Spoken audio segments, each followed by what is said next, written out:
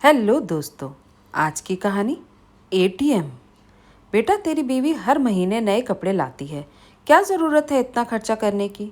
मैं कई महीनों से देख रही हूँ कि ये फालतू चीज़ों पर ज़्यादा खर्च करती है। तू इसे थोड़ा समझाया कर। अब घर की लक्ष्मी ही पैसों की कद्र नहीं करेगी तो घर में बरकत कैसे होगी? कमला जी ने अपने बेटे रंजीत से कहा। माँ, मैं उसे समझाता हूँ, लेकिन वो कह देती है कि मेरे पैसे मुझे अपने तरीके से खर्च करने का अधिकार है। और वो तो ये मानने को तैयार ही नहीं है कि वो फालतू खर्चे करती है। वो तो कहती है ऑफिस जाना होता है तो कई तरह के सामान की ज़रूरत पड़ती है, बस वही सब लाती हूँ। अब बताओ उसे क्या कहूँ? एक काम कर रंजीत, उसे बोल अपना एटीएम हमें दे दे। इससे फालतू के खर्चों पर भी लगाम लगेगी और हम भी अपनी मर्जी से खर्चा कर पाएंगे। बरसों बीत गए खुले हाथों से खर्चा किए हुए, और बहू की कमाई पर हमारा हक है कि नहीं? माँ, कैसी बातें करती हो? आप तो जानती हो मुझे प्रीति पसंद नहीं थी। इसकी नौकरी देखकर ही तो शादी की है, ताकि घर के खर्चों में ये हमारी मदद कर सके। लेकिन मुझे नहीं लगता वो अपना एटीएम देगी, क्योंकि घर के सारे बिल वही भरती है और घर खर्च का सारा सामान भी वही लाती है। तो क्या हुआ, ये काम मैं और तेरे बाबूजी कर लेंगे। इसी बहाने उसे भी आराम मिलेगा। बेटा, एक आदमी चाहे तो अपनी बीवी से कुछ भी करवा सकता है। यहाँ तो बात सिर्फ उसके एटीएम लेने की है। कल उससे बहाने से एटीएम ले लेना और तेरे पापा को दे देना। अब उसमें इतनी हिम्मत तो नहीं है कि तेरे पापा से वापस मांग ले। सही कह रही हो माँ, ऐसा ही करूँगा। अगले दिन रंजीत ने प्रीति से कहा। प्रीति, मेरे एटीएम में पैसे नहीं निकल रहे। एक बार अपना एटीएम दे दो, मेरा एटीएम चल पड़ेगा तो पैसे वापस कर दूंगा। ये कैसी बातें कर रहे हैं आप? आपके और मेरे पैसे अलग थोड़ी हैं। ये लीजिए मेरा एटीएम, और जितने पैसे चाहिए निकलवा लीजिए। इतना बोल प्रीति ने अपना एटीएम रंजीत की ओर बढ़ा दिया। इसके बाद प्रीति ऑफिस चली गई। उसके बाद रंजीत ने वो एटीएम अपने पापा को दे दिया। अगले कुछ दिनों तक प्रीति को अकाउंट से लगातार पैसे कटने के मैसेज आते रहे। उसे थोड़ा अजीब तो लग रहा था, लेकिन पति से कुछ कहने की हिम्मत वो नहीं कर पा रही थी। एक दिन अकाउंट से 50,000 रुपये निकले तो उसने उसी समय रंजीत को फ़ोन किया और बोली, रंजीत, इतने दिनों से अकाउंट से लगातार पैसे निकल रहे हैं और आज तो 50,000 रुपये निकले हैं। क्या कर रहे हो आप इतने पैसों का? रंजीत ने कोई सीधा जवाब न दिया। प्रीति को समझ आ गया कि कुछ गड़बड़ तो है। शाम में घर आने के बाद प्रीति ने रंजीत से अपना एटीएम मांग लिया।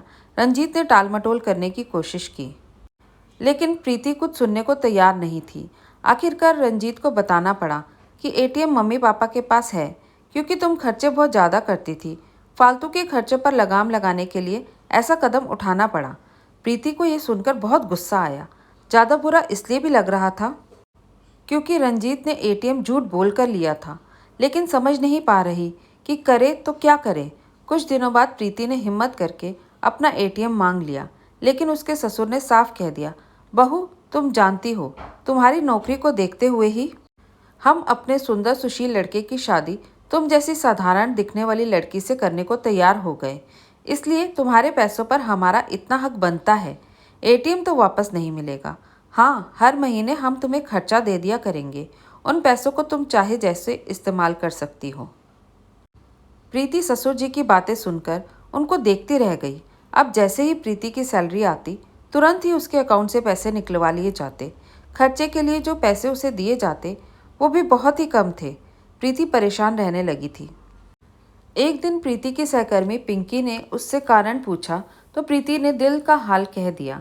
वो उसे बोली, क्या प्रीति, पढ़ी लिखी होकर इतना सब कैसे बर्दाश्त कर रही हो? घर बचाने के लिए एक औरत को हर संभव कोशिश करनी चाहिए, लेकिन जब बात स्वाभिमान पर आए तो खुद के लिए बोलना ज़रूरी है। और तुम्हारे एटीएम व तुम्हारी सैलरी पर तुम्हारा भी हक है। आज ही बैंक जाकर दूसरे एटीएम के लिए अप्लाई कर दो और पहले वाला बंद करवा दो। अपने हक के लिए बोलना सीखो, वरना हमेशा तुम्हारा शोषण होता रहेगा। तू सही कह रही है पिंकी, अब तक मुझे एक कदम उठा लेना चाहिए था। ज़्यादा तनाव के कारण मेरा दिमाग ही काम नहीं कर रहा।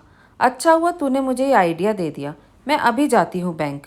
इतना बोल प्रीति बैंक गई और पुराना एटीएम बंद करवा नए एटीएम की अर्जी दे आई। इधर अकाउंट से पैसे निकलने बंद हो गए तो घर में सब चिंतित हो गए। एक दिन जब घर वालों ने प्रीति से कारण पूछा तो वो बोली, मैंने पुराना एटीएम कार्ड बंद करवा दिया है। ये कदम मुझे बहुत पहले उठा लेना चाहिए था। मैं मानती हूँ कि मेरे पैसों पर आपका हक है, लेकिन मेरे पैसों पर मेरा भी हक है। मैं नौकरी इसलिए करती हूँ ताकि मुझे किसी के आगे हाथ ना फैलाना पड़े, लेकिन मुझे तो नौकरी करते हुए भी एक एक पैसे के लिए हाथ फैलाना पड़ रहा है और एक एक पैसे का हिसाब देना पड़ रहा है। मुझे घुटन होने लगी है इस घर में। रंजीत, तुम भी साथ दिया करो मेरा, वरना मैं घर छोड़कर चली जाऊंगी। मैं अपना शोषण और नहीं होने दूंगी। कैसी बातें कर रही हो प्रीति?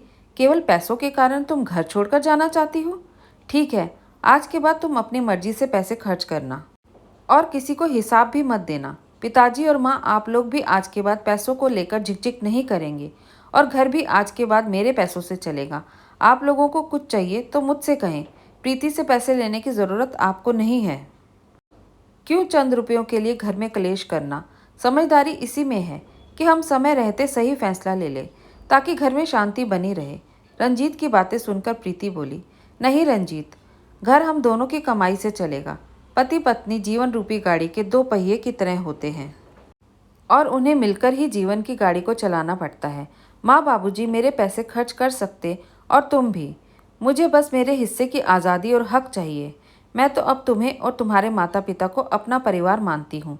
बस इतना चाहती हूँ कि हमारे आपसी रिश्ते खराब ना हों। थोड़ी समझदारी मैं दिखाऊं और थोड़ी आप लोग दिखाएं ताकि घर में सुख शांति का वास हो। पैसों से कहीं ज़्यादा रिश्ते अनमोल परिवार है, इसलिए हमें अपने परिवार को सहेजना होगा। पैसों का क्या है, वो तो आती जाती चीज़ें, लेकिन परिवार एक बार टूटा तो उसे जोड़ना मुश्किल हो जाएगा। प्रीति के इतना कहते ही कमला जी और उनके पति की नज़रें झुक गई। उन्हें समझ आ गई कि थोड़े से पैसों के लालच में वो अपना घर को तबाह कर रहे हैं।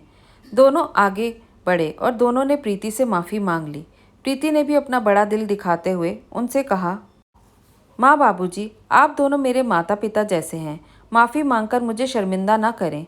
इस दिन के बाद कमला जी और उनके पति ने पैसों का लालच छोड़ दिया और अब रिश्ते पहले से बेहतर हो रहे थे, क्योंकि जब रिश्तों से लालच निकल जाता है तो रिश्ते दिल से निभाए जाने लगते हैं और जब रिश्ते निस्वार्थ होते हैं तब उनकी खूबसूरती में चार चांद लग जाते हैं। धन्यवाद दोस्तों। कैसी लगी आपको आज की ये कहानी? अगर अच्छी लगी तो लाइक और शेयर ज़रूर कीजिए। नए हैं तो चैनल को सब्सक्राइब करना बिल्कुल मत भूलिए।